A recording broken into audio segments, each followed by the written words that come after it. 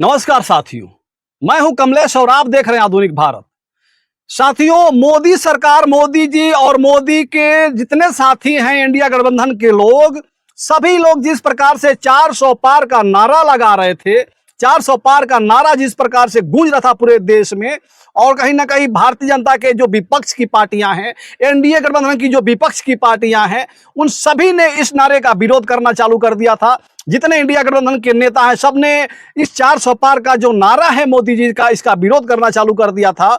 और विरोध लोग कितना भी करे, लेकिन इस विरोध में 400 पार का जो विरोध हुआ, इसमें विपक्ष के लोग कहीं ना कहीं नाकाम रहे, नाकामयाब रहे और असफल रहे। इसमें भारतीय जनता पार्टी और इंडिया गठबंधन के लोग बाजी मार गए और 400 पार हो गए।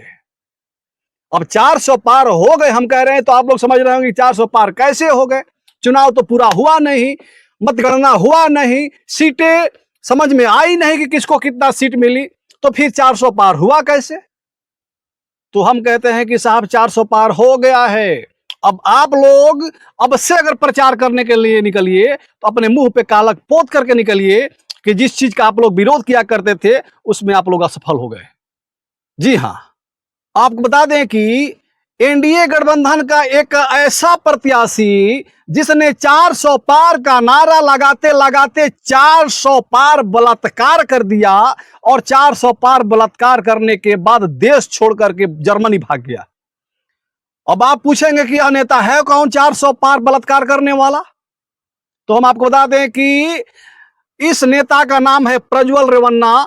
प्रज्वल रेवन्ना, आपको बता दें कि कर्नाटक के पूर्व मुख्यमंत्री और देश के पूर्व प्रधानमंत्री एच.डी. देवेगौड़ा के पोता है और एच.डी. कुमारस्वामी का भतीजा है। प्रज्वल रेवन्ना के चाचा लगते हैं एच.डी. कुमारस्वामी।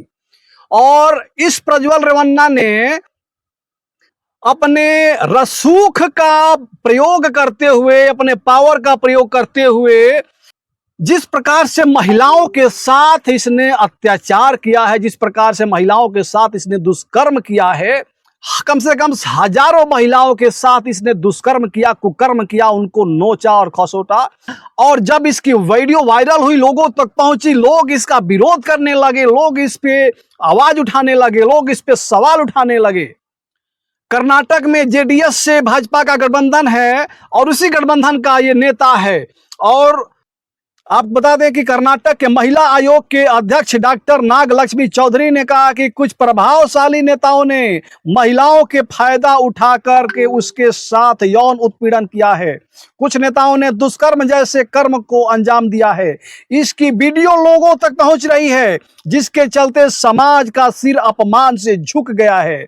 इसकी जांच होनी चाहिए, इसकी जांच होनी चाहिए। जब नागलक्ष्मी ने इसकी जांच की मांग की तो कर्नाटक के वर्तमान के जो मुख्यमंत्री हैं सीतारमैया, उन्होंने फौरन एसआईटी टीम की गठित की और एसआईटी टीम गठित करने के बाद जांच पे लगा दिया।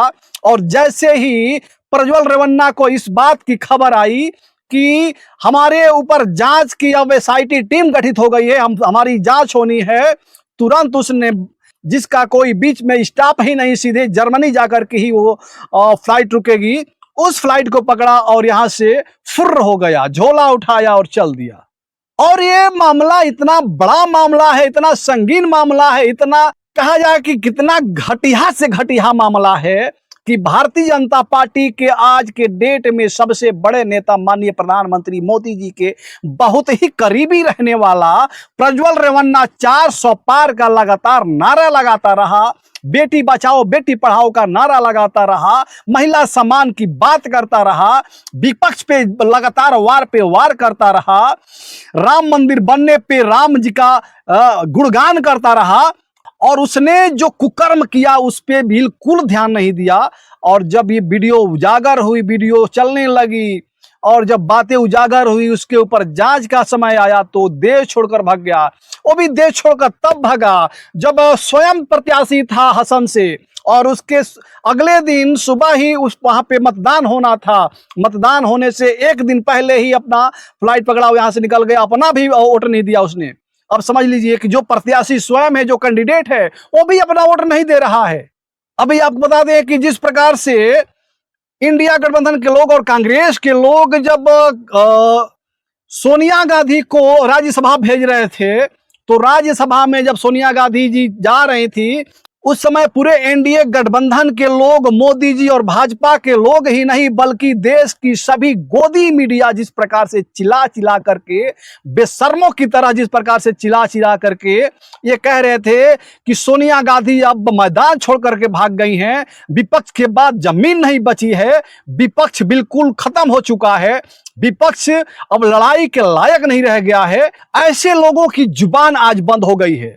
आपको बता दें कि विपक्ष के किसी भी छोटे से मामले पे रानी लक्ष्मीबाई की तलवार की तरह जुबान चलाने वाली मोदी जी की प्रिय नेत्री, महिला और बाल विकास मंत्री माननीय स्मृति ईरानी जी, तो इस समय लग रहा है कि या तो देश में वो है ही नहीं, या उनके ट्विटर हैंडल को किसी ने हैक कर लिया है, या फिर उनके जुबा में छाले पड़ गए हैं।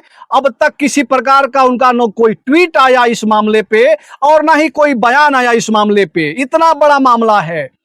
चूंकि ये स्मृति ईरानी के लिए कोई नई बात नहीं है। स्मृति ईरानी ने तो जब मणिपुर के महिलाओं के साथ जिस प्रकार से दरिंदगी की गई, जिस प्रकार से उनको नंगा परेड कराया गया था और जिस प्रकार से वहां पे एक जानवरों जैसी करतूत की गई थी उन महिलाओं के साथ, उन बेटियों के साथ, बहनों के साथ, तब भी जुबान नहीं खुली थी और आज तक नहीं खुली। बनारस के बीएचयू आईआईटी में जिस प्रकार से एक दलित छात्रा के साथ 3 लोग आते हैं और तीनों भाजपा के कार्यकर्ता रहते हैं, नेता रहते हैं और उनके साथ गैंगरेप करते हैं। गैंगरेप करने के बाद उनका वीडियो बना करके और चले जाते हैं।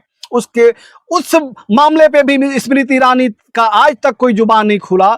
ऐसे ऐसे तमाम मामले हुए देश में, लेकिन स्मृति ईरानी का एक भी मामलों में जुबान नहीं खुली। और जैसे ही देखती हैं कि विपक्ष की कोई कमजोर नस जैसे ही अगर थोड़ी सी उछाल मारे, तुरंत पकड़ करके, और जैसे हम बताए कि रानी लक्ष्मीबाई की तलवार की तरह जुबान चलाना चालू कर देती हैं।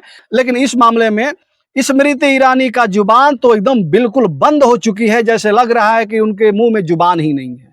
यही नहीं, एनडीए गठबंधन के किसी नेता के द्वारा अभी तक किसी प्रकार का इस पर बयानबाजी नहीं हुई।